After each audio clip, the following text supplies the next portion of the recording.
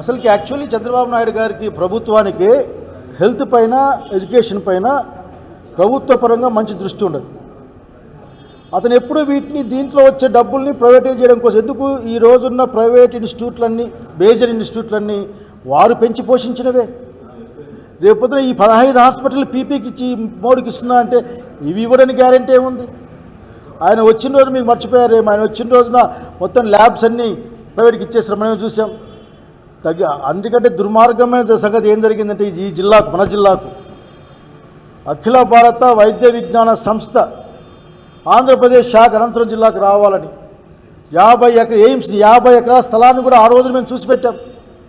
బత్తలపల్లి లేకుంటే కూడేరు పక్క అని.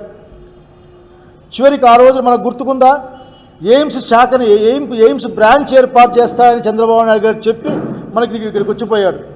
ఆ పేపర్ తేవడం మర్చిపోయా నేను. ఆయన ఏ జిల్లాకి ఏం చేస్తా అని చెప్పి అసెంబ్లీలో ప్రకటించిన ఒక ప్రకటన ఉంటుంది, మళ్ళీ ఎస్టేం మాట్లాడతాం. అది చట్టం లేదు, ఏమీ లేదు. ఈరోజు ఏం పెట్టాడు ఆఖరికి ఆ క్యాన్సర్ మనం తెచ్చింది ఆఖరికి ఆ రోజున్న హెల్త్ మిషన్లో బాగా క్యాన్సర్ స్టార్ట్ చేసాం ఇక్కడ.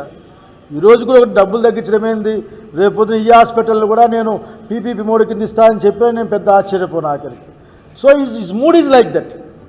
నేను ఎప్పుడు చెప్పేమాట ఒకటే, జగన్మోహన్ రెడ్డి భావజాలం ప్రజలు, ప్రభుత్వ ఆస్తులు, ప్రజల యొక్క సంక్షేమం, విద్యా వైద్యం ఎట్లా ఉండాలి, రాష్ట్రంలో ప్రజలు ఎట్లా ఉండాలి, ఇచ్చిన మాట ఎట్లా నిలబెట్టుకోవాలి, ఈ భావజాలం జగన్మోహన్ రెడ్డి గారి ఇటువైపున.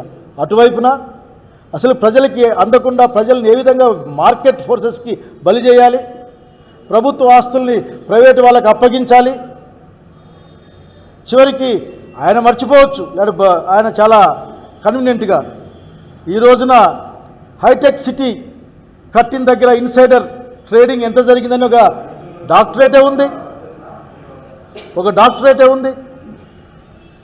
సేమ్ థింగ్ ఇక్కడ మనుషులు మాట్లాడుకుంటూ ఉన్నారు. కనుక చంద్రబాబు నాయుడు గారు నిజంగా నేను ఒకటే, ఆయన పట్ల ఒక గౌరవం కూడా ఉంది. ఎందుకంటే ఆ తరానికి మిగిలిన నాయకుడు, ఆఖరి నాయకుడు ఆ తరానికి. అతని వ్యవహారం, ఆయన పద్ధతులు, ఆయన మాట్లాడే తీరు, లేక ఆయన ఇచ్చే వాగ్దానాలు భవిష్యత్ తరాలకి మంచి ఆదర్శంగా ఉండాలని కోరుకుంటాను. అంతేగాని ఒక చెడ్డ సాంప్రదాయాన్ని క్రియేట్ చేయొద్దని నేను కోరుకుంటా ఉన్నాను.